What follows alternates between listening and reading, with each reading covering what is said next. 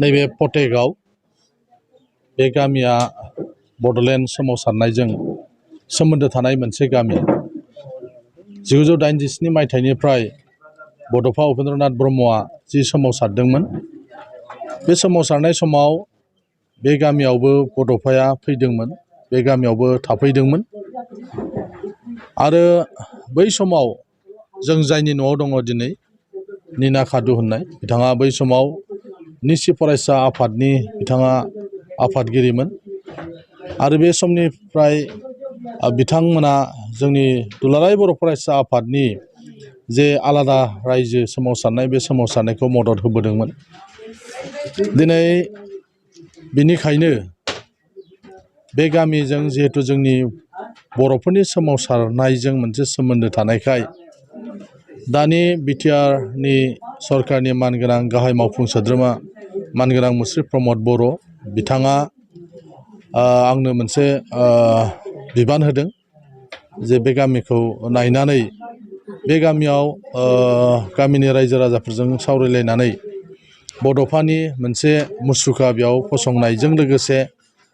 बड'फानि जाहाथे मोनसे गोसोखांथि मोनसे न'ब्लां कमिउनिटि हल जाहाथे लुनानै जों होनो हायो बे बाथ्राफोरखौ सावरायलायनो थाखाय बिथाङा आंनो बिबान होदोंमोन बे लेखायैनो आङो दिनै बे गामियाव नुजाफैनानै गामिनि रायजो राजाफोरजों सावरायलायनानै थाबैनो जाहाथे जोङो बावहाय बड'फानि मुसुखा आरो बड'फानि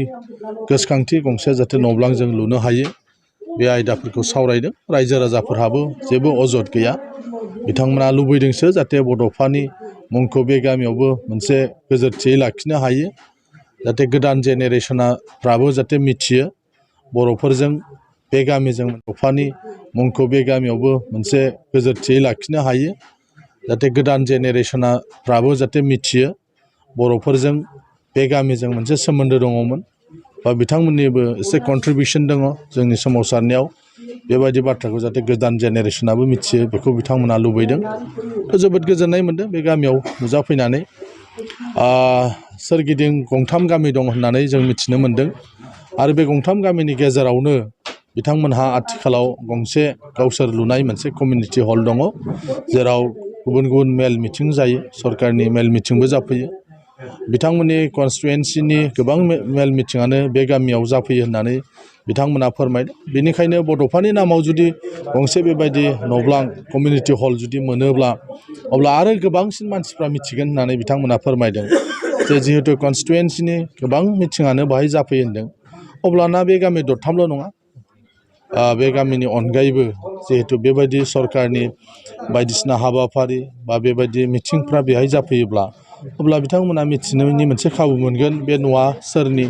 सोर लुनाय बायदिसिना बे मुसुखाया सोरनि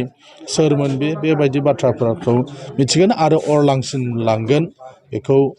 बिथांमोनाबो हास्थायदों दा बेनिखायनो बे गासैबो बाथ्राफोरखौ लानानै जेब्ला फिन जों थांफिननानै क'क्राझाराव जों सावरायगोन आरो थाबैनो जाहाथे बेहाय बिथांमोननि लुबैनाय बायदि जों थाबै लुफैनानै होनो हायो बे आयदाफोरखौ सावरायगोन आरो गमामायैनो যাতে লগতে এটা স্মৃতিৰ কাৰণে এখন ঘৰ বনাবলৈ এতিয়া কোকৰাঝাৰৰ পৰা আহি লৰেন্স ইছলাৰী এমএলএ ছাৰে যি ঘোষণা কৰিলে আমিতো কোকৰাঝাৰৰ পৰা আমাৰ লৰেন্স এমএলএ ছাৰে আহি পেলাই আমাক এইটো বড'ফাৰ মেমৰিত এটা মাল্টিপাৰ্পাছ কালচাৰেল হল এটা বনাই দিব লাগে বুলি সি ছাপোৰ্ট কৰাটো আমি বহুত ফূৰ্তি লাগিছোঁ আৰু উইদিন ন টাইম জলদিকে সেইটো আৰু কামটো আৰম্ভ কৰিব বুলি আমাৰ ৰাইজক কোৱাৰ কাৰণে আমি বহুত ফূৰ্তি লাগিছে